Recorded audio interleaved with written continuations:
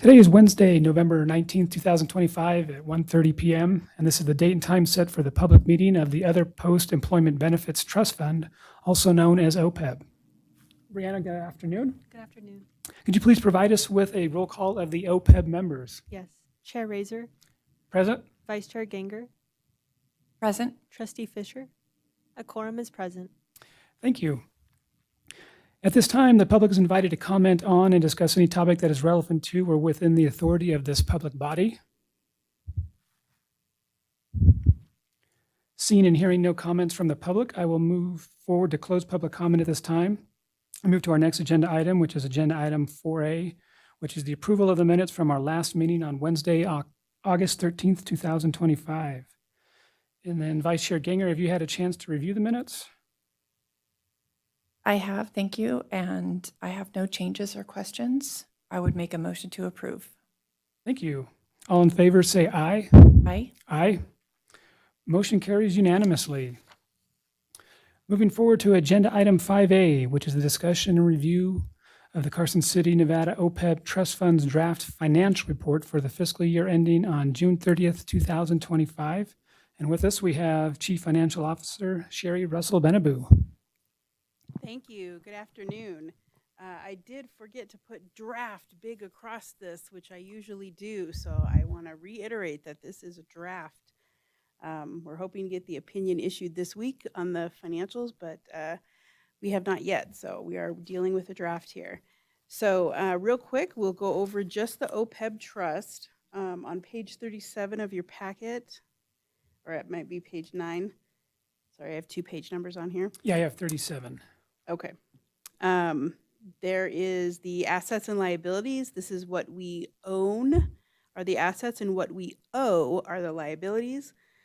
Just a little bit of unearned revenue and a baby bit of accounts payable is what we owe. So obviously the cash and investments on the top are our operating. That's a little bit in the Carson investment pool, which is just for operations.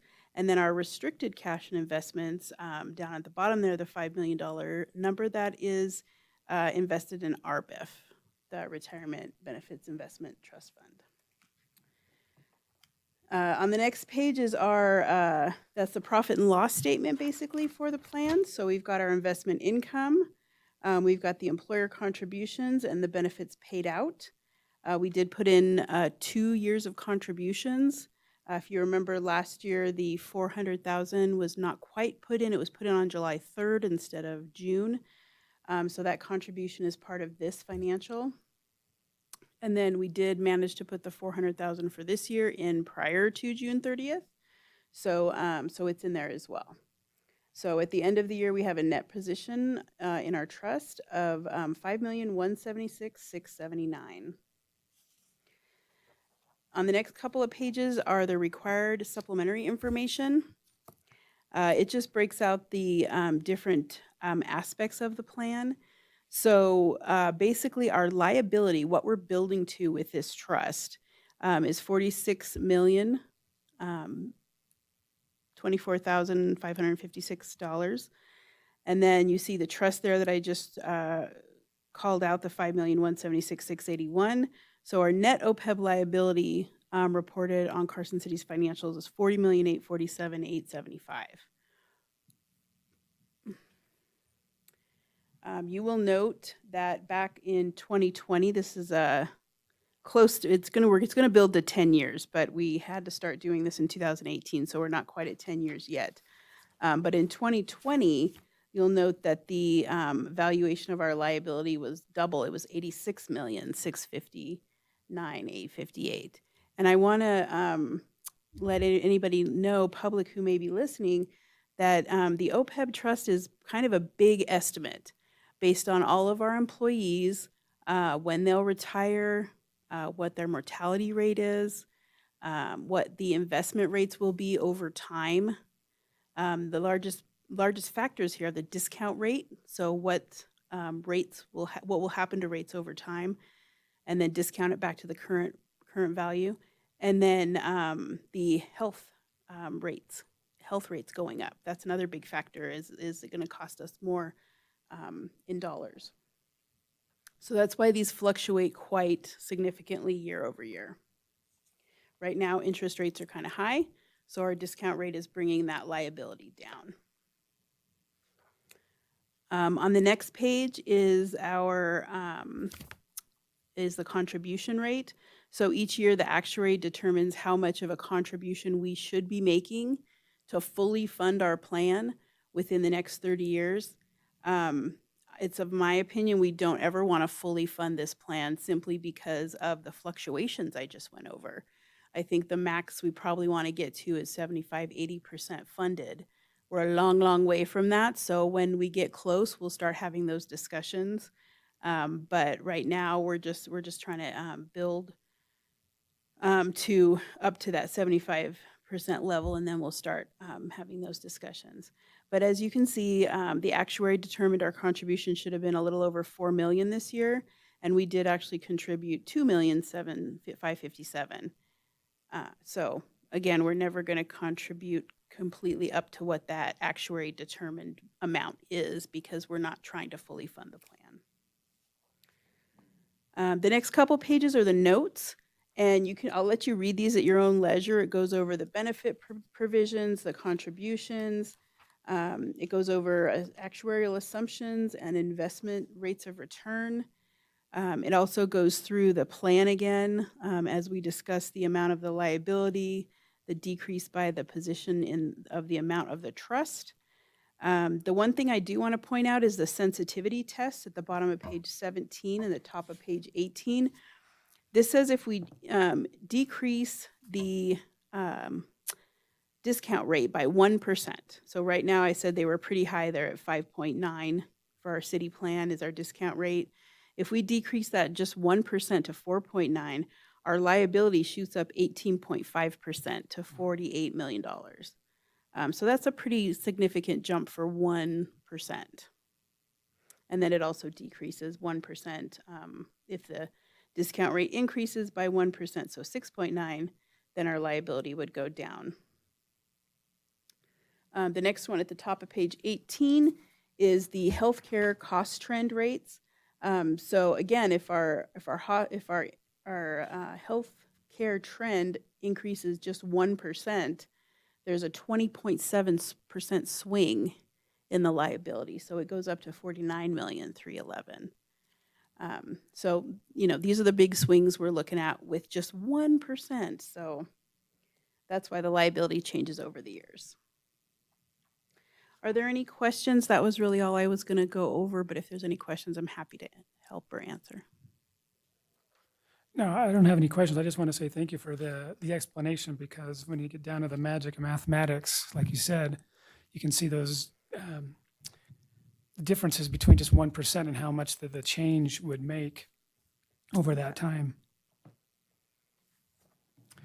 So if we have no questions, Vice Chair Ganger, would you want to make a motion on this? Absolutely, I have no questions. That item was just for discussion. Was this for discussion? Okay, Yeah. my apologies. Yeah, sorry, I can't, it's not audited, it's not complete, so it was just for discussion. Okay, I have no questions, and we can move to the next item. all right, we'll move to item 5B then. This is a discussion of possible action regarding the OPEB Trust earnings report for the first quarter of fiscal year 2026. Again, CFO Sherry Russell Benaboo. Thank you. So this year, we are showing a 4.9% return on investment. We've got the Carson City investment pool in just 3 months. We bought in $1,300. The RBIF investment pool interest earnings were $31,800, and investment gains were $232,232.38, and then a little bit, $307 in fees. So that's a total of $265,038.52, and that is a 4.9% ROI. Last year at this same time, we had a 4.8% ROI. So looks pretty consistent, actually, if you just look at the first 3 months of each year.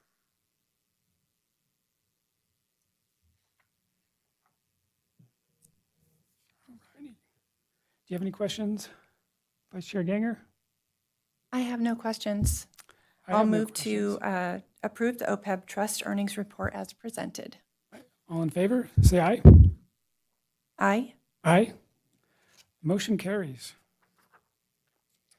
Moving on to our next agenda item, which is agenda item 5C. This is the discussion of possible action regarding the OPEB trust activity for the first quarter of fiscal year 2026. Again, CFO Sherry Russell Benaboo. Thank you very much. Probably tired of hearing my voice at this point. I'm very sorry. So on this one, I like to always point out that this is actual revenue versus expenses. In a perfect world, if the exact same retirees were there all month long, then the monthly P&L should be zero. Because either we're doing a city subsidy, or their PERS is coming through and paying it, or they are giving us a check and paying what their exact premium is.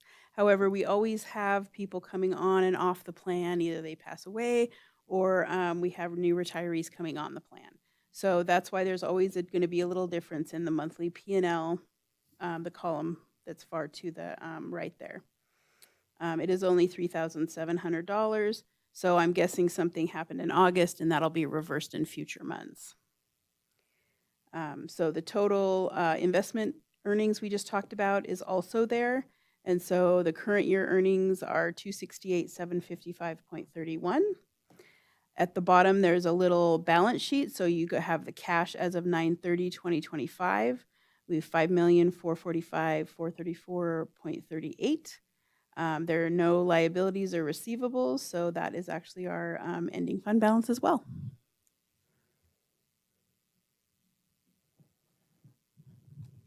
Happy to answer any questions.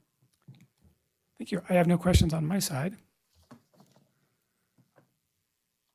I have no questions either. And I would move to approve the OPEB trust activity as presented. All in favor, say aye. Aye. Aye. Motion carries. Thank you very much. And moving on to agenda item 5D, this is for discussion only. This will be the date for the next meeting for our Carson City OPEB Trust Fund Board of Trustees. And in keeping with our regular 3-month schedule of meetings to February, May, August, and November, we can look at the dates for February of 2026. And for February 2026, I show 4 Wednesdays, the 4th, the 11th, the 18th, and the 25th. Not sure which date would work best for any of our members or for our presenter. I would ask for the 18th or the 25th, just because we get that final report for December in very late January. It usually comes in the last day of the month on January. So Okay, that first meeting and the second meeting will be a quick turnaround. then do you have any conflicts there on your side, Vice Chair? So apologies, are we looking at the end of January? End of February, so we'd be End of looking February, okay. February 18th or February 25th. I do not have any conflicts. All right, let's go for Wednesday, February 25th, 2026 at 1:30 p.m. That'll put us at the end of the month. Sounds good. Thank you.